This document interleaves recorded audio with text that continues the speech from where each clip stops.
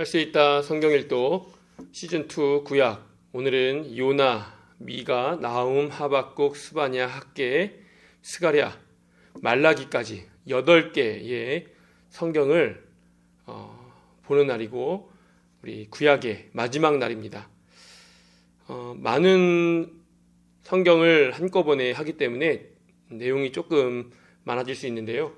그러나 소예언서의 내용이 거의 비슷한 내용이고 대부분이 하나님의 뜻으로 말씀으로 돌아오라는, 그리고 남유다와 북이스라엘 또는 열방을 향한 심판, 그런 내용이기 때문에 비슷한 내용이고 어렵지 않을 것으로 예상합니다. 그러나 깊은 내용의 어떤 역사적 배경들을 파악하는 것이 쉽지 않을 수 있는데, 그런 것보다는 어떤 내용들이 중심으로 있고 그래서 우리가 어떻게 해야 하는가를 너무 무겁지 않게 파악하고 읽는 것이 성경을 통독하는 데 더욱 유용할 것이라고 생각합니다. 먼저 요나입니다. 요나 하면 우리가 다 알고 있죠. 니느웨에 대한 심판과 물고기에 잡아먹히는 그런 내용을 가지고 있는데, 요나서의 목적은 하나님이 이스라엘의 하나님이실 뿐만 아니라 열국의 하나님이심을 강조하는 것입니다.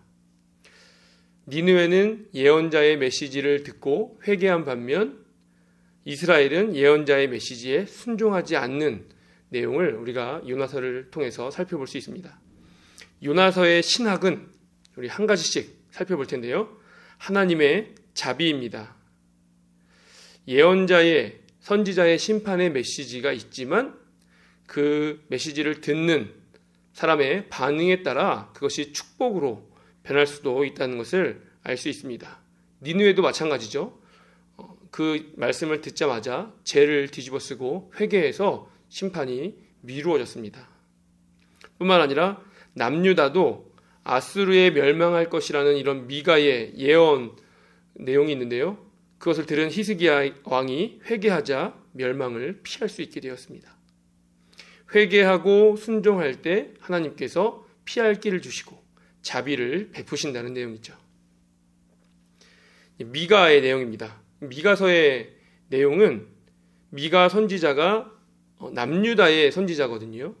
하지만 남유다뿐만 아니라 북이스라엘, 남유다 모두를 향해서 강한 어조의 심판을 예언하고 있습니다. 하지만 결국에 심판이 심판으로 끝나는 것이 아니라 승리와 구원의 메시지인 것을 확인할 수 있고요. 미가서의 주제를 우리는 신적인 심판과 구원이다라고 말할 수 있습니다. 미가서의 신학 한 가지를 살펴본다면 남은 자라고 할 수 있을 것 같습니다. 미가서에서 남은 자에 대한 언급은 길지 않은 이 미가서에서 4번 등장하는데요. 2장, 4장, 5장, 7장입니다. 2장에서는 남은 자가 포로에서 돌아오는 것에 대해서 말씀하고, 4장은 남은 자가 하나님의 왕적 다스림을 받게 될 것을 이야기하고요.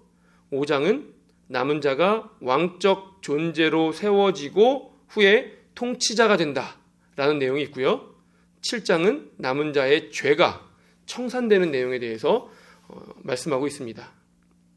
이 남은 자라는 것은 하나님의 은혜로 회복되어 메시아의 통치와 죄 용서의 은총을 받은 자들이다 라고 말할 수 있죠. 나훔입니다. 우리 나훔서의 내용은 나훔 선지자가 일단 니느웨를 향한 하나님의 심판을 예언했습니다. 요나뿐만이 아니고요.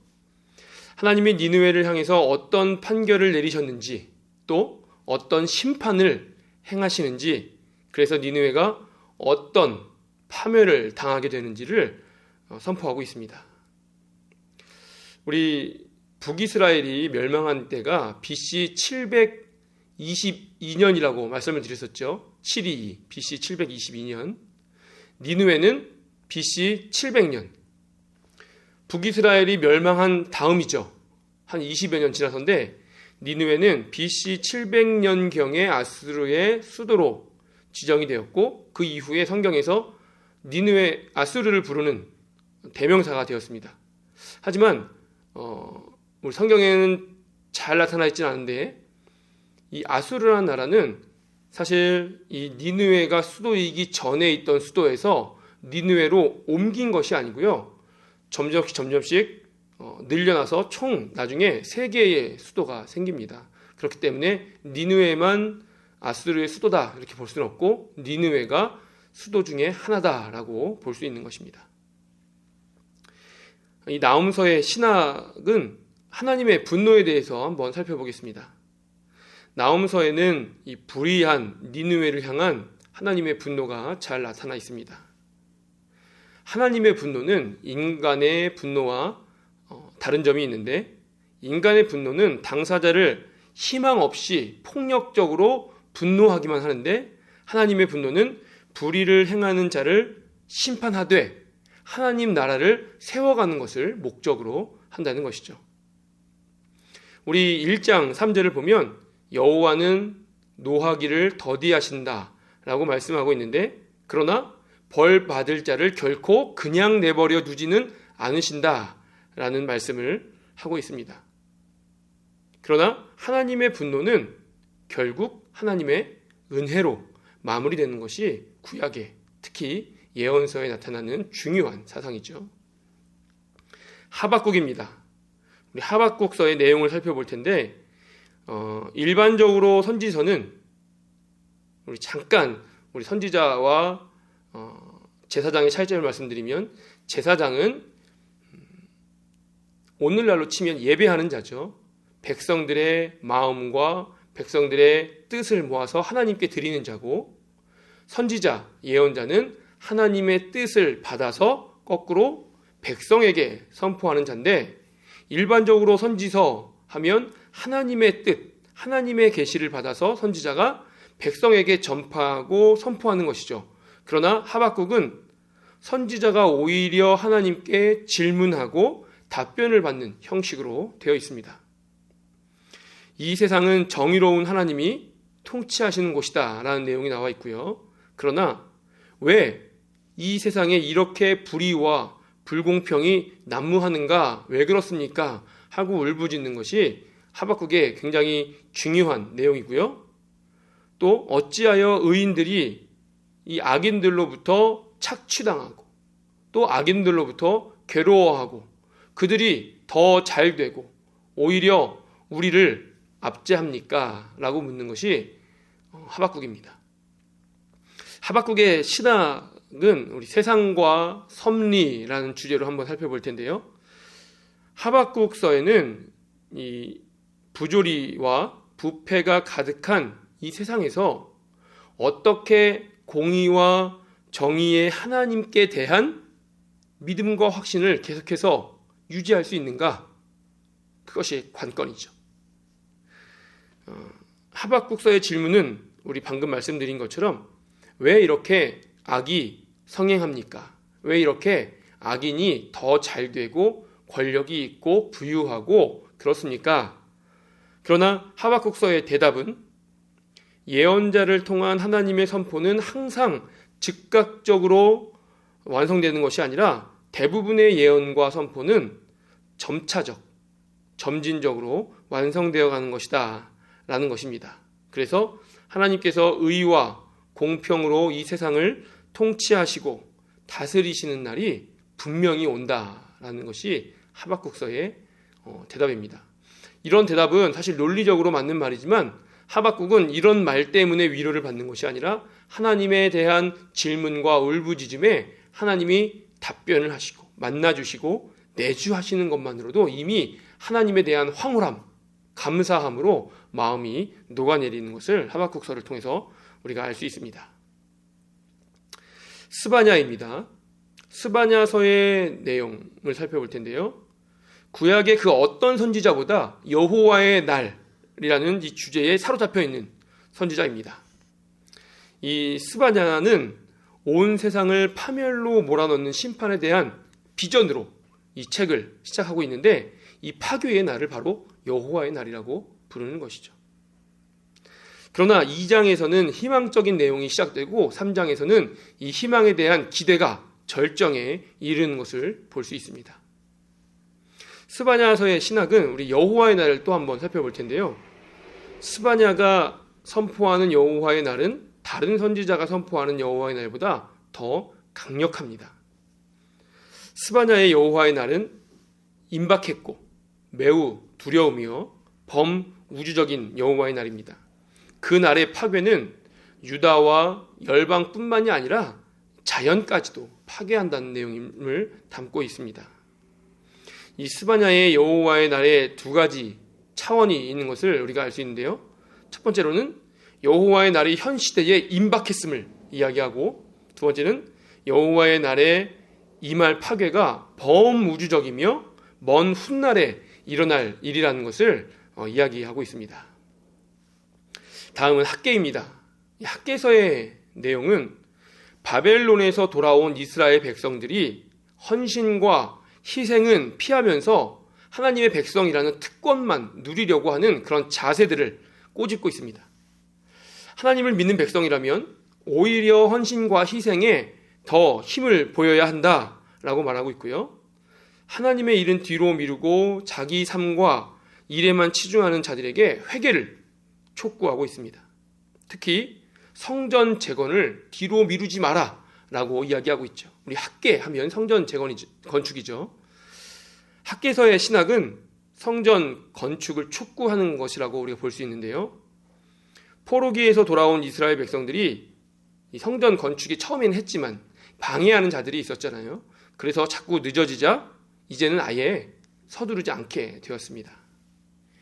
20년이 넘도록 모국에서 뿌리를 내리지 못하고 있었고, 과거 솔로몬 성전 때와 이 연결의 필요성이 부단해 보였습니다. 성전 건축의 동기도 두 가지로 볼 수 있는데, 현실적으로 하나님께서 백성들을 축복하시도록 압박하는 도구, 잘못됐죠. 하나님, 우리가 성전을 지었으니까 대가로 반드시 축복하셔야 합니다 라고 말하는 것이 현실이었고, 이것이 이스라엘의 현 상태였습니다. 사실 그런 것이 아니라 건축의 동기는, 이 이상적인 것은 두 번째로 하나님을 기쁘시게 해드리는 것이어야 되는 거죠. 이것이 이상적인 모습이어야 하는데 이스라엘의 학개 시대에는 그런 모습이 없었습니다. 그러니까 학개 시대가 이제 막 바벨론에서 돌아온 시대라는 것을 알 수 있는 것이죠. 다음은 스가랴입니다. 스가랴의 내용을 살펴볼 텐데, 어둠 속을 헤매며 하나님의 구원을 기다리고 있다가 지쳐버린 이스라엘 백성에게 하나님이 하시는 말씀입니다. 하나님의 지난날의 침묵이 무관심이 아닌 것을 이야기하고 있습니다. 그리고 학개와 함께 성전 재건을 촉구하고 있습니다. 학개가 입장이 다릅니다. 똑같은 시기에, 똑같은 시대에 똑같은 일을 말하고 있죠. 그러나 학개는 성전 건축이라고 말하는 것이 뉘앙스상 조금 더 맞을 것 같고요.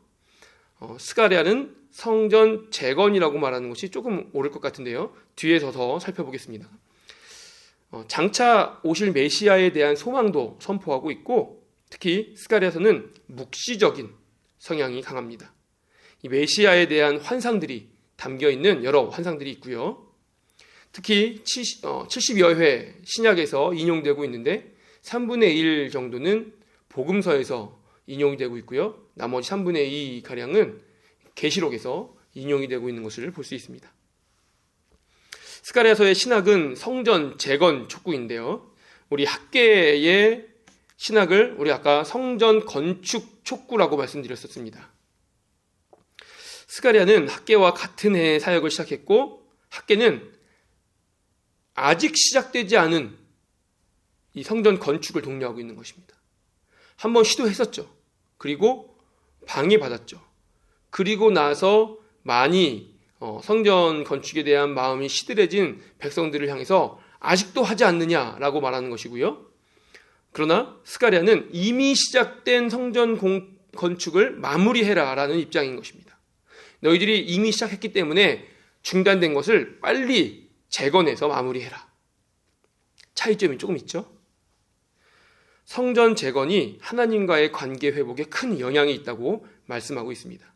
또 성전과 관련해서 계속되는 이 메시지를 보여주고 있는데요. 하나님의 은혜와 자비를 부각하고 있고요. 성전과 관련해서 여호와께서 당신의 백성을 사랑하시며 약속의 땅에 다시 뿌리 내리기를 원하고 계시고 그런 내용이 들어있고요. 자비와 위로를 주시며 두려워하지 않고 강해지기를 계속해서 권면하고 촉구하는 것이 스가랴서의 내용입니다. 마지막으로 말라기입니다. 이 말라기서의 내용은 제사죠. 제의적으로 세세한 사항들에 대한 느슨해져 버린 백성들을 향한 말씀입니다. 이방인들과의 결혼, 제도화된 종교에 대한 경솔함, 또 제사에 사용할 제물을 함부로 대함, 아무거나 제물로 드림, 또 메시아 시대가 아직도 빨리 도래하지 않는 것에 대해서 회의적인 반응, 하나님의 백성이 하나님의 길로 나아가기 위해서 무엇인가 새로운 것이 필요하다는 그런 내용들을 담고 있습니다. 말라기서의 신학으로는 하나님의 사랑을 이야기할 수 있습니다. 이 말라기서의 초점은 주의 백성들이 하나님에 대해 느끼고 있는 소외감, 배신감을 해소하는 것이 목적입니다. 하나님은 예전이나 지금이나 변함없이 당신의 백성들을 사랑하시고요. 총 55절 중에 47절이 하나님의 1인칭 관점으로 하나님이 말씀하시는 것이죠. 사랑하는 당신의 백성에게요. 그렇게 되어 있고요. 또 하나님의 사랑을 인지하지 못하는 이스라엘 백성들을 향해서 무려 4가지의 주제를 설파하신다고 볼 수 있습니다. 첫 번째로 하나님의 변함없는 관심, 변함없는 하나님의 사랑, 변함없는 하나님의 언약. 그러나 변함없이 다가오는 여호와의 날에 대해서 이야기하고 있는데, 여호와의 날을 한마디로 정리해보자면 믿지 않는 자, 순종하지 않는 자에게는 심판이요, 하나님의 백성에게는 구원의 날이 되는 것이 여호와의 날입니다. 계시록에서 말씀하고 있는 거나 마찬가지죠. 계시록도 언뜻 보면 파멸, 심판, 저주로 되어 있지만 믿는 자에게는 구원이요, 믿지 않는 자들에게는 심판이 되는 것이죠. 그것이 바로 여호와의 날인 것입니다. 우리 이렇게 해서 소선지서 뒷부분을 살펴봤고요. 또 구약의 전체 내용을 우리 부족하지만 짧게 한번 살펴봤습니다. 어떻게 도움이 잘 되셨는지 모르겠습니다. 계속해서 이런 내용들을 가지고 성경 통독하는 데 도움이 되시기 원하고, 또 이런 과정들과 성경을 통해서 더욱 은혜와 또 하나님의 동행과 또 하나님의 백성으로서의 삶에서 날마다 승리하시는 모든 성도님들 되시기 원합니다.